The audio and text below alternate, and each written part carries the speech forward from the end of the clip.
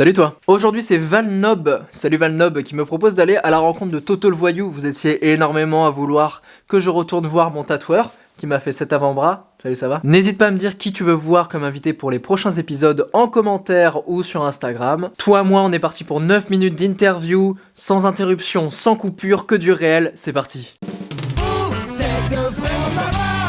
Merci. Salut Antoine. Ça va? Ça va et toi? Ça va très bien. Écoute, on va pas se mentir, je crois que tu es celui que les gens attendaient le plus sur ce format. Mais non. Depuis la vidéo qu'on a fait ensemble où tu me tatoues l'avant-bras. Ouais. D'ailleurs, ça se porte très très bien, tout est cicatrisé. On a vu ça. Voilà. Il y a eu quelques retouches. J'aimerais qu'on revienne sur quelque chose qu'on a très peu abordé, qui est ton changement de vie. Si je refais le topo, tu me dis si je me trompe. Tu travailles au Canada dans le dessin animé. Ouais. Tu te dis, ah, je me fais chier, il faut vraiment que je me casse de là. Ouais, alors c'est un peu plus compliqué que ça. Dans les grandes lignes, je pars au Canada parce que le dessin animé à Paris, c'est cool, mais que je vois déjà les limites d'un futur un petit peu frustré par le fait d'être dans un milieu un peu plus exécutif et technique que créatif, en tout cas à la place que j'occupe. Et il y a cette envie, motivée par pas mal de collègues aussi, de dire mais va voir ce qui se passe là-bas. Le Canada est connu quand même pour être un petit Eldorado des effets spéciaux et des dessins animés. Beaucoup de Français d'ailleurs qui vont au Canada. Beaucoup de Français s'exportent là-bas parce que Paris c'est un peu relou des fois, le stress, tout ça. Et puis, du coup, avec une pote, on décide, allez. On postule au PVT, là, le petit visa de 2 ans temporaire qui permet d'exercer au Canada sur cette durée. Et puis on l'a, on le chope, on y va. Tu restes combien de temps là-bas? Et je reste en tout 11 mois. C'est-à-dire que je finis même pas une année en fait au Canada. Tellement globalement ça se passe pas bien. C'est le côté salariat qui te plaît pas? Ouais. C'est vraiment lié. Alors déjà à plusieurs sujets perso, du fait du départ, les potes qui manquent, la famille, tout ça, qui prend vachement plus d'ampleur que prévu. Et puis grosse déception personnelle autour du travail. D'accord. Le contrat sur lequel je suis embauché se passe vraiment pas bien. Et me fait poser absolument toutes les questions que tu es déjà un peu là avant. C'est est-ce que je change pas complètement de carrière? Est-ce que c'est pas le moment en fait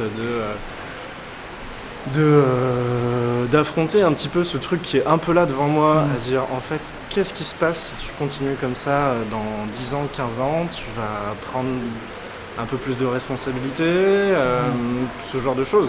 Mais j'ai eu ce truc-là en grandes entreprises où en plus tu vois des gens qui potentiellement sont toi dans 10 ans et tu dis ah je veux pas devenir ça en fait. Cette personne qui est déjà assise là avec l'étoile d'araignée un petit peu dans son coin et qui se dit oh non pas moi. Et puis qui est déjà blasé quoi, qui se dit oh de toute façon tu sais. Ouais c'est ça. Du coup il y a ce côté très anesthésié, paralysé, la responsabilité du travail en entreprise, etc. Voilà, tout ça pour me rendre compte que le dessin animé c'est très très cool, mais que ça restait une industrie comme une autre. Tu faisais du tatouage à ce moment-là? Pas du tout. Je m'étais fait tatouer. D'accord, ok. Donc t'aimais déjà le monde du tatouage? J'aimais déjà le monde du tatouage, j'étais très intéressé par ça, mais je pense qu'on l'a un peu tous ce côté illégitime. Ouais. Cette question. À un moment tu t'es senti pas légitime à faire du tatou? Parce qu'en fait, pas du tatou, mais je pense tout en général. C'est-à-dire que j'avais pas vertu à apprécier déjà ce que je pouvais produire, que ce soit en dessin, et je dessinais depuis que j'étais gamin. T'as eu ce truc de non mais dessiner c'est pas un vrai métier? Non, jamais de mes parents, jamais dans le... Déjà parce que mes parents m'ont toujours accompagné dans mes études pour dire ok c'est ça que t'aimes faire, il y a des solutions. J'ai fait un bac à appliqué, j'ai fait un petit peu de design d'espace, j'ai fait aussi du coup mes études dans le cinéma d'animation derrière, toujours accompagné par ma famille qui n'a absolument pas du tout joué un rôle sur ce côté c'est pas un vrai métier. Par contre c'était plus le côté appréciation de les autres oui mais pas moi. D'accord, ok. J'ai pas le talent, j'ai pas le... Qu'est-ce qui fait que il y a eu un déclic vraiment ou tu sens que ça a été un truc sur le long terme qui s'est fait? Je pense que c'est le jour où en fait le métier que j'exerçais par passion que je m'étais projeté depuis des années, c'est-à-dire que j'avais fait quand même 5 ans d'études, Ouais. puis bossé 3 ans, et de se dire qu'en fait déjà là la porte elle se ferme alors que j'ai 26 ans dans la tronche et que je suis déjà fatigué, et en fait là il y a un souci. Ouais. Il y a un souci, comment est-ce qu'à cet âge-là je peux déjà être complètement ruiné psychologiquement et pas réussir à me projeter sur la suite. J'ai dit ok, en fait c'est parce qu'il faut centraliser sur quelque chose qui te plaît absolument. Et, Comment tu t'y prends dans ces cas-là? C'est quoi le déclic? Tu dis ok, c'est quoi les prochaines étapes? Tu démissionnes direct? En fait, j'arrive sur une fin de contrat à ce moment-là. D'accord. Le signe. Le signe. Je fais ok, maintenant c'est la pause. Et là on réfléchit 2 secondes. En fait c'était déjà tout réfléchi, c'est-à-dire que j'avais déjà plusieurs options. D'accord, ok. L'illustration, beaucoup. Ouais, ok. Ce dont j'aimerais encore arriver à faire aujourd'hui. Et le tatouage. Le tatouage qui est la solution qui se présente d'elle-même parce que mon ex est tatoueur. D'accord, ok. Et qu'en fait j'ai un œil directement dans les coulisses de ce milieu-là. Ok. Et je me dis, ah putain, en fait, pourquoi pas? Pourquoi?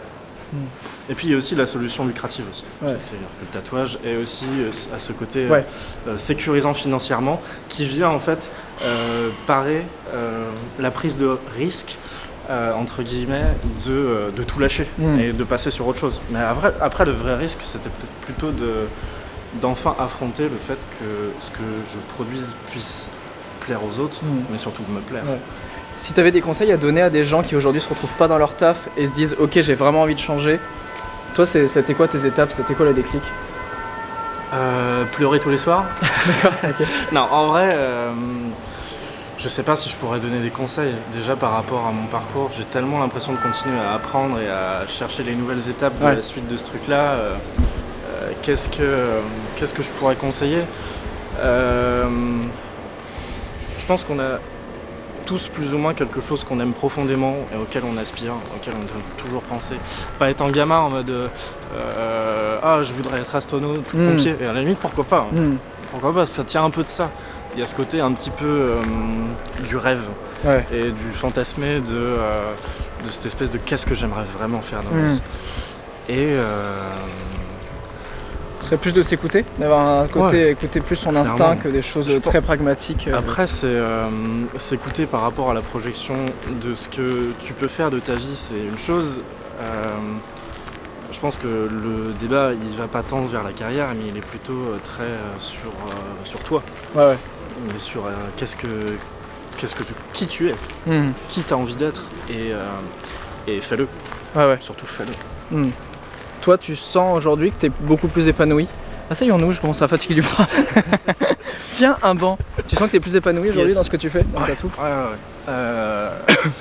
C'est con parce que le cinéma et le dessin animé, j'adore ça. Je pense que je suis un peu un nerd dans l'âme et ça peut se voir à travers ce que je fais.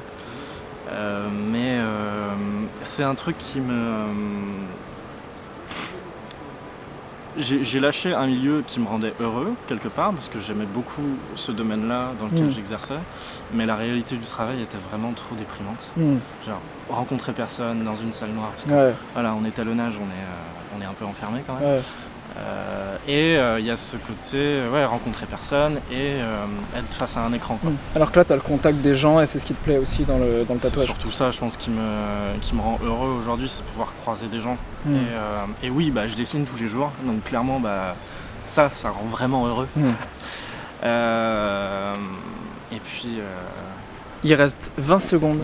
Est-ce qu'en 20 secondes, tu peux donner 3 raisons de venir se faire tatouer par Toto le Voyou? Oh bordel, c'est quoi cette question? On va passer un bon moment. Ce sera tout à fait stupide. Et on va bien rigoler, en vrai. Yes. Merci beaucoup d'être venu, c'était trop cool. Non mais merci à toi. C'est très rapide ce format, c'est un peu un format à la con, on va pas se mentir, mais quelle idée de merde. Quelle idée de merde ce format, putain. Si vous avez aimé, n'hésitez pas à le dire, ça fait toujours plaisir de mettre des commentaires, c'est comme ça qu'on remonte, vous connaissez les bails de YouTube. Si vous voulez qu'on fasse une vidéo plus longue avec Toto, je sais que vous avez aussi envie qu'on parle de tatouage énormément, on pourra le faire dans un autre format, dites-le moi. Nous on se retrouve dans un nouvel épisode bientôt d'un 9 minutes avec, dites-moi qui vous voulez voir dans 9 minutes avec. Merci encore Antoine, c'était cool. Merci à toi. Salut.